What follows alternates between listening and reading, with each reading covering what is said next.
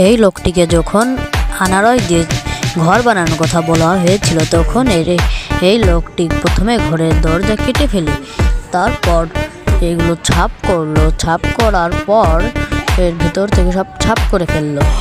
তারপর এটা সরিয়ে নেওয়ার পর তারপরে ভেতরে গেল।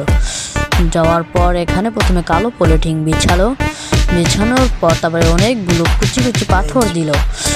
তারপরে একটু ফেভিকল আঠা দিল। আঠা দেওয়ার পর সেটা অনেক সুন্দর দেখা যাচ্ছিল। এরপর সুন্দর দেখানো যাচ্ছিল না বলে তাইতে এখানে কাটমাট ফিটিং করছিল।